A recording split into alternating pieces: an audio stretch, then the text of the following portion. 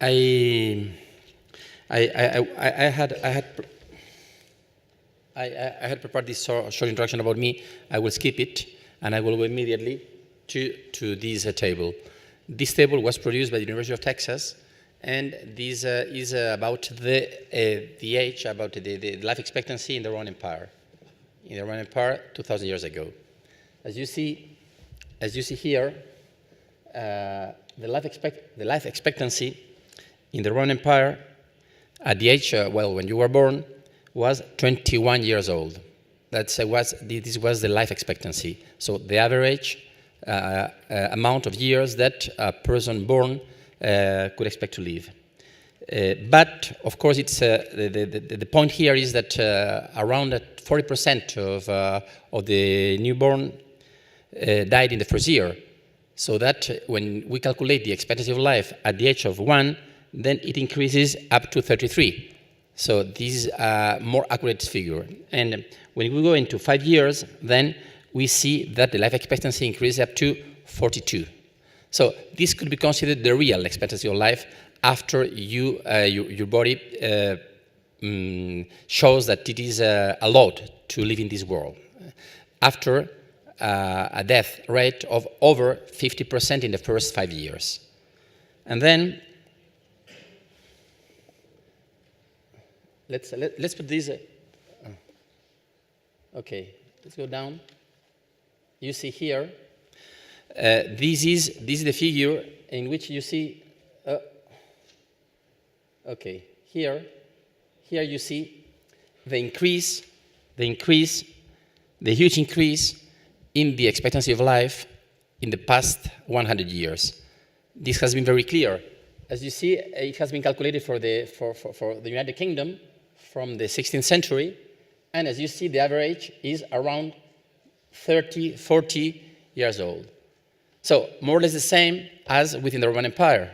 You see, more or less the same. Only from the middle of the 19th century, the expectancy of life started to properly increase in a very steady way.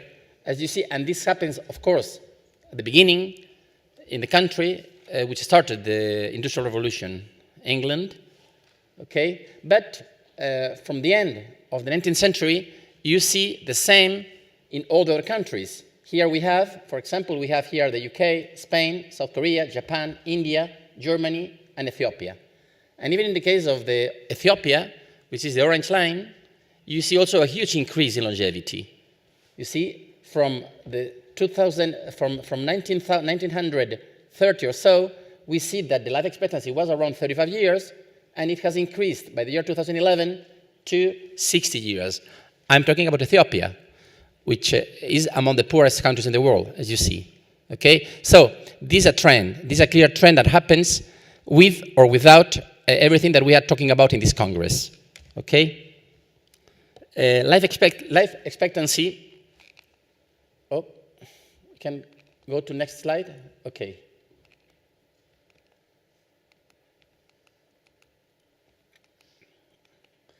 Okay.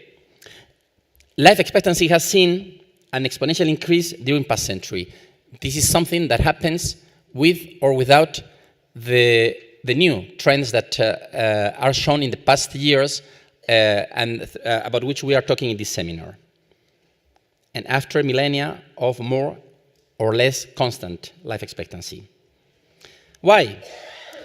Basically because of the new tools to fight against diseases. And many of the people who are attending this seminar work in health. And many of you remark clearly that the main point here is the fight against various diseases, about the fight against epidemics, every kind of epidemics that arise in the world before, but from the beginning of the 20th century, the fight against them has increased, and the humankind has been able to improve this fight against diseases. And one of the main kind of fight that we have seen in the past 100 years has had as a result that the mortality the infant mortality has decreased a lot, from around 30% to around 0.3%, which is more or less the average in the developed world today.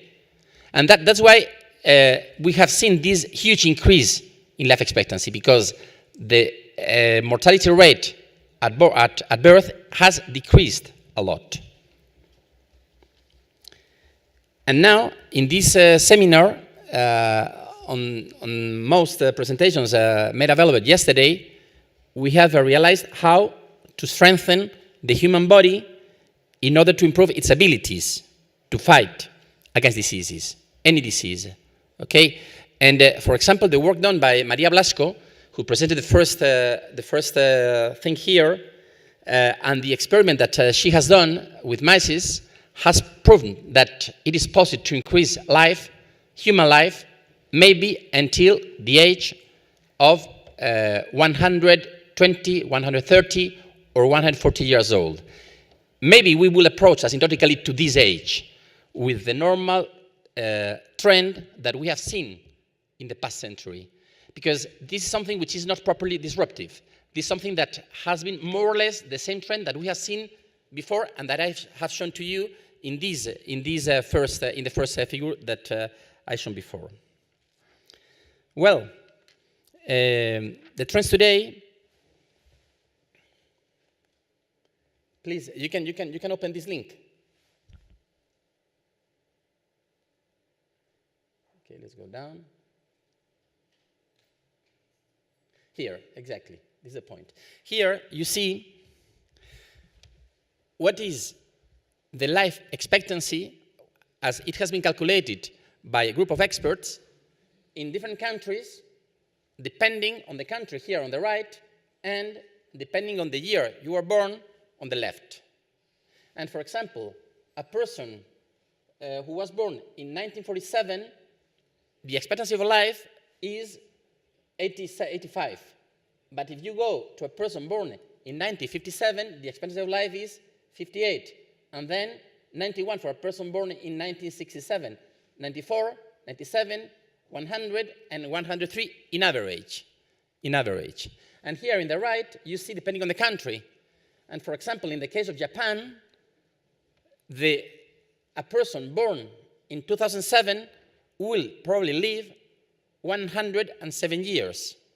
And this is only following the current trend without this exponential activity in fight against diseases that we have been seeing in this Congress.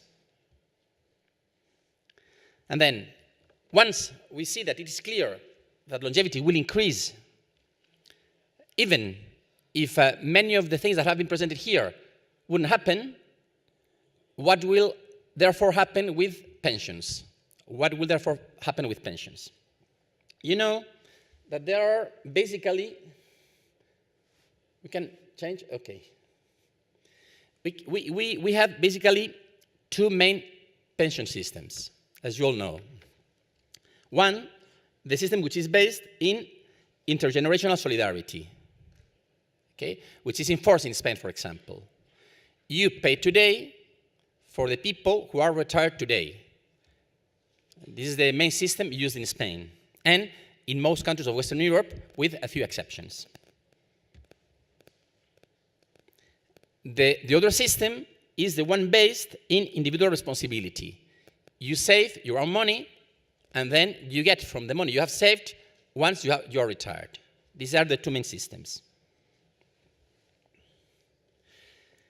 Within the intergenerational solidarity system, there is not a problem, because there are different variables that you have to take into account, like the wealth generated by a society over a period of time, that's number one, and then the part of the wealth this society wishes to transfer to retired persons, okay, say 30%, 40%, 60%, 90%, with a maximum of 100%.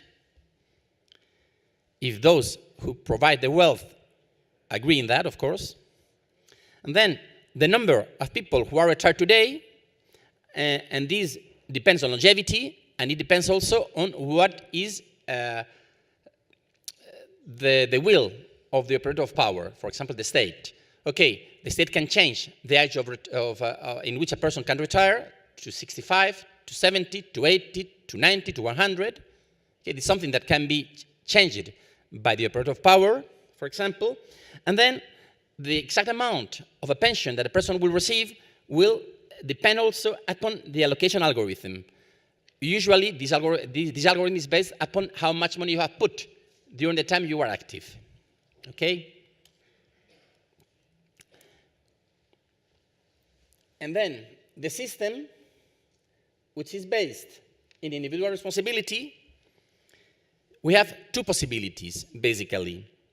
A guaranteed pension from retirement to death. We, for example, sign a contract with an insurance company through which we will be paying from a given moment to the moment in which we will retire, and we receive a pension until we die. This is system, say, 1. And the system number 2 is a guaranteed pension from, the right to collect pension only while you still have a fund in your pension plan. This is a second system. But in any case, if longevity increases, we will reach a moment in which no more money will be available.